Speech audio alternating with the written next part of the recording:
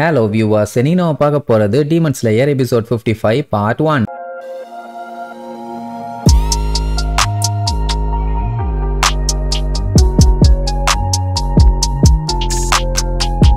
Open பண்ணா போன பாட்டுல மரத்தை வெட்டி அந்த ஃபியர் டீமனை போட்டு தள்ள போனாங்கல்ல. கடைசியில என்னாச்சு, அது பாட்டுக்கு குடு குடு குடு குடு குடுன்னு இறங்கி ஓட ஆரம்பிச்சிருச்சு. உன்னை விட மாட்டோம்னு சொல்லிட்டு 3 பேரும் வெறித்தனமா வரட்டுவாங்க. அதுல கெனியா மரத்தை புடிங்கி வீசுவான், நெசுக்கோ எல்லாம் பறந்து பறந்து அடிப்பான். ஆனாலும் சிக்கிற மாதிரி இல்ல, எல்லாத்துலயும் திருச்சு ஓடும். இதுல இன்னொரு காமெடி என்னன்னா, இதுக்கு முன்னாடி இருந்ததை விட அது இன்னும் ஃபாஸ்டா ஓடுது. விடக்கூடாது விடக்கூடாது விடக்கூடாதுன்னு சொல்லிட்டு 3 பேரும் வெறித்தனமா வரட்டிட்டு போறாங்க. கெனியெல்லாம் புலம்பி தள்ளுவான், ஏண்டா அந்த தம்மா கூண்டு பாடிக்குள்ள ஓடுற அளவுக்கு இவ்வளவு ஸ்ட்ரென்த்தாடா இருக்குதுன்னு. ஏன்னா அது இதே மாதிரி ஓடிட்டு இருந்துச்சுன்னா இவங்க அட்டாக் பண்றாங்கிற பேர்ல இன்னும் கொஞ்ச நேரத்துல வீக் ஆகி ட்ரைன் ஆயிருவாங்க. அது மட்டும் இல்லாம சூரியனுமே இன்னும் கொஞ்ச நேரத்துல வெளியில வந்துரும். அங்க மிட்சூரி வேற அடுத்தடுத்து பவர்ஃபுல்லான அட்டாக் எல்லாத்தையுமே கஷ்டப்பட்டு தடுத்துக்கிட்டு இருக்கான். ஏன்னா அவளால திருப்பி அட்டாக் பண்ண முடியாது. அப்படி பண்ணாலுமே அது வேஸ்ட் தான். இப்ப சட்டனே இவங்க வேலையை முடியலன்னா அவளுக்கும் ஸ்டெமினா காலியாகி அவளை டீமன் போட்டு தள்ளிட்டு நைஸா சூரியன் வர்றதுக்குள்ள இங்க இருந்து எஸ்கேப் ஆயிரும். சோ சீக்கிரமா வேலையை முடிக்கணும்னு வெறித்தனமா விடாம விரட்டுவான். இப்ப என்ன ஒண்ணு புரியலன்னா, அது ஓடுது ஓடுது ஓடிக்கிட்டே இருக்குது. இப்படி ஓடிட்டு இருக்கிறது மட்டும் தான் இதோட பிளானா இல்ல வேற ஏதாச்சும் பிளான் பண்ணிட்டு இருக்கான்னு புரியல. அங்க மிட்சூரி தடுக்கிறதுனால தான் இவங்களுக்கு இப்படி ஒரு சான்ஸ் கிடைச்சிருக்குது. அதனால இத கரெக்டா யூட்டிலைஸ் பண்ணியே தீரணும். விடக்கூடாதுன்னு சொல்லிட்டு பையன் இன்னும் கொஞ்சம் எஃபோர்ட் போட்டு வேகமா ஓட ட்ரை பண்ணுவான். ஒரு காலு பட்டக்குன்னு உடைஞ்சிரும். அட வேற ஒண்ணும் இல்ல, ஆல்ரெடி ஒரு கால இன்ஜுரி ஆயிருச்சுல,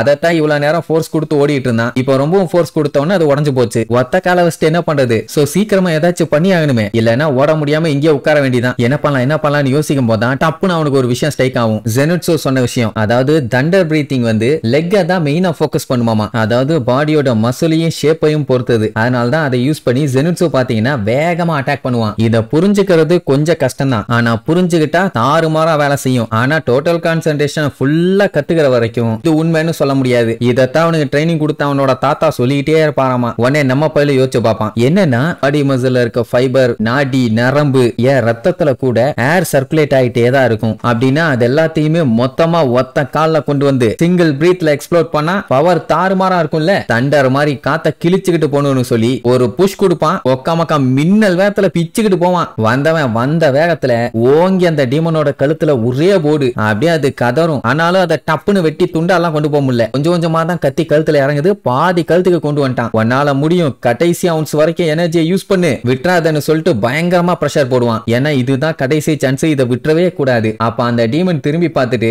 எனக்காக கொஞ்சம் கூட நீ கவலைப்படலையான்னு கேக்குமா. பையன் அப்படியே லைட்டா ஷாக் ஆவான். திடீர்னு பாத்தீங்கன்னா பெரிய சைஸுக்கு மாறி, எவ்வளவு தைரியம் இருந்தா வீக்கா இருக்க அவனை நீ புள்ளி பண்ணுவ அப்படின்னு நம்ம டான்ஜரோவோட தலைய ஒரே புடிச்சு பயங்கரமா நசுக்க ஆரம்பிக்கும். அதனால அவன் ஸ்கல்லு பாத்தீங்கன்னா கொஞ்சம் கொஞ்சமா டேமேஜ் ஆகும். அப்படி ரொம்ப அமைக்க பிடிச்சவன பயலுக்கு அப்படியே தலை சுத்தி பய அப்படியே பயங்கர ஸ்டேஜுக்கு போவான். கத்திய கூட அவனால ஒழுங்கா பிடிக்க முடியல. நல்ல வேலை அப்பதான் கெனியா என்ட்ரி கொடுத்து அவன் தலையை நசுக்காம அந்த கையை பிடிச்சு பிரிச்சு விட ட்ரை பண்ணுவான். இப்படி இதுக்காக முக்கியம் இருந்தா பரவாயில்லையே. உடனே அந்த டீமன் என்ன பண்ணும், வாயில இருந்து சோனிக் வேவ்ஸ் யூஸ் பண்ணி அட்டாக் பண்ணும். கெனியா பாத்தீங்கன்னா ஒரு வழி ஆயிட்டான். ஏன்னா ரொம்ப பக்கத்துல இருந்து அட்டாக் வாங்கியிருக்கான்ல. இருந்தாலுமே அவன் விடல, கைய விடாம இழுத்து பிடிச்சிட்டு இருப்பான். அப்பதான் நெசுக்கோவோட என்ட்ரி. பிளட் அது மேல தெளிச்சு விடுவா. உடனே அது கப கப கப கபன்னு எரிய ஆரம்பிச்சிடும். பாடி ஃபுல்லா தீ பிடிச்சா அதாலேயே முடியாது தானே. இந்த கேப்பை யூஸ் பண்ணி டப்புன்னு அவதோட கையை பிரிச்சு விட்டுருவான். இப்ப என்னன்னா கெனியாவோட பாடியுமே தீ பிடிச்சு எரிய ஆரம்பிச்சிருச்சு. ஏன்னா அவன் டீமனோட ஃபிளஷ் சாப்பிட்டுருக்கான்ல. அதனால அந்த டைம் டான்ஜரோவை காட்டுறாங்க. அவன் அதோட தலையை இன்னும் துண்டாக்குறதுக்காக பட்டாத்த பாடுபட்டு இருக்கான். பட் அந்த டீமன் விடுறதா இல்ல. நம்மால ஒரு கத்திட்டு இழுப்பான் பாருங்க.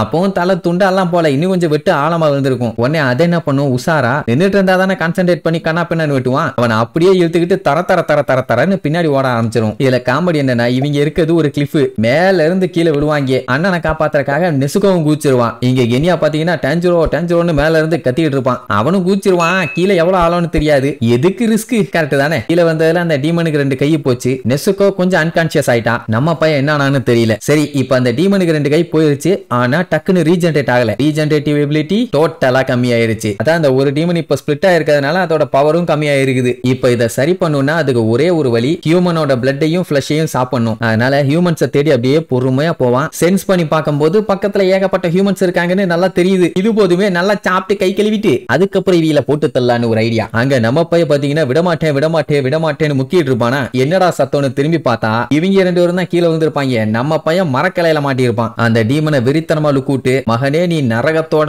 ஆழத்துக்கே போனாலும் நான் உன்னை சேஸ் பண்ணி வந்து உன்னை கொல்லுவேண்டா, உன் தலையை நான் வெட்டாம விட மாட்டேன் அப்படி இப்படின்னு வேற சொன்ன உடனே அந்த டீமனுக்கே பயம் வந்துருச்சு. எவ்வளவு தைரியம் இருந்தா என்னையவே மிரட்டுவான், அவனை விட மாட்டேன், முதல்ல நான் ஹியூமன்ஸ் எல்லாம் சாப்பிட்டுக்கிறேன், அதுக்கப்புறம் இவனை கொடூரமா சம்பவம் பண்ணிக்கிறேன்ட்டு அப்படியே வேகமா போனவன் கடைசியில ஹியூமன்ஸ் எங்க இருக்காங்கன்னு கண்டுபிடிச்சிட்டான். அதுவும் 3 பேர் இருக்காங்க, சோறு கிடைச்சிருச்சு அப்படின்ட்டு சந்தோஷமா சாப்பிடறதுக்கு போவான். மேட்டர் என்னன்னா, இப்ப இவனை விரட்டிட்டு வந்தது நெசுகோ, அவ ஒரு டீமன், சோ அவளை கன்சியூம் பண்ண முடியாது. அடுத்தது நம்ம டான்ஜிரோ, அவனை சாப்பிடலாம், ஆனா ஏன் சாப்பிடலன்னா அவன் பக்கத்துல போனாலே இவன் கழுத்தை துண்டா வெட்டுறதுக்கு தான் அவன் பிளான் பண்ணுவான், அதுவும் டேஞ்சர், அதனால அவங்கிட்டையும் போக முடியாது. இன்னொருத்தன் மேலேயே மாட்டிட்டான், அதனால வேற வழி இல்லாம ஹியூமன்ஸ் எங்கேயாச்சும் இருக்காங்களான்னு பார்த்து இப்ப தேடி சாப்பிடறதுக்காண்டி போயிட்டு இருக்கான். முதல்ல இவன் அந்த டீமன்ஸ் எல்லாம் சாப்பிட்டு முடிச்சிட்டு இவனோட பாடியை சரி பண்ணிட்டு அதுக்கப்புறம் இவங்களை கவனிச்சுக்கலான்ட்டு பார்த்தா அவங்க இவனை பார்த்த உடனே ஓட ஆரம்பிச்சிருவாங்க. பீட வாங்க, எங்களை படுக்க போட்டு கழுத்தை கவுங்கன்னா சொல்லுவாங்க. ஓடாதீங்க ஓடாதீங்க ஓடாதீங்கன்னு சொல்லிட்டு வெறி கொண்டு விரட்டுவான். இங்க பாத்தீங்கன்னா நெசுகோ மயங்கி கிடப்பா, எழுப்பி பார்ப்பான், ஒன்னும் வேலைக்கு ஆகல. அங்க அவன் வெட்டிட்டு போறத பார்த்த உடனே சரி ரைட்டு, கடைசி டைம் இந்த டோட்டல் கான்சன்ட்ரேஷன் டெக்னிக்கை யூஸ் பண்ணி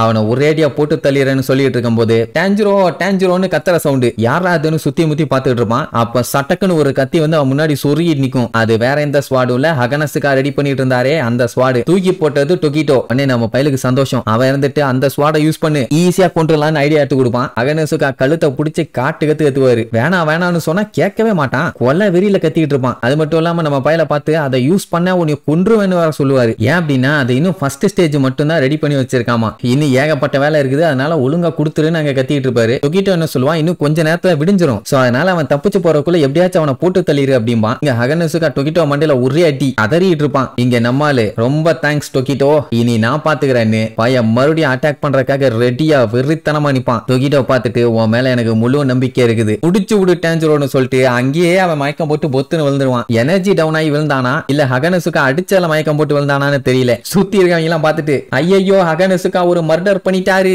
அப்படின்னு கத்தி அவனை பதற வச்சுட்டு இருப்பாங்க. அவன் நான் எதுவும் பண்ணலையா, ஏன் அப்படி பண்றீங்க, அது ஒண்ணு பாய்சனா இருக்கும் இல்ல ஃபீவரா இருக்கும், பேசாம இருங்க, அவன் எனர்ஜி இல்லாம தான் அப்படியே பொத்துன்னு விழுந்திருப்பான். இப்போதைக்கு அவனோட ஒரே நம்பிக்கை டான்ஜிரோ மட்டும்தான். சொல்ல போனா அந்த ஸ்வாட்ல எல்லாரோட நம்பிக்கையுமே இருக்குது. வெற்றாதன்னு சொல்லிட்டு இருக்கும் போது இங்க நம்ம பையன் அந்த டீமனை வெறித்தனமா லுக் விட்டுட்டு கொலை வெறியில சும்மா பாஞ்சு போவான். இனி இதுக்கப்புறம் அந்த டீமனோட தலைய ஸ்லைஸ் பண்ணானா இல்ல மறுபடியும் அந்த டீமன் ஏதாச்சும் ட்விஸ்ட் வச்சுதான்னு அடுத்தடுத்த எபிசோட்ல பார்க்கலாம். டாடா.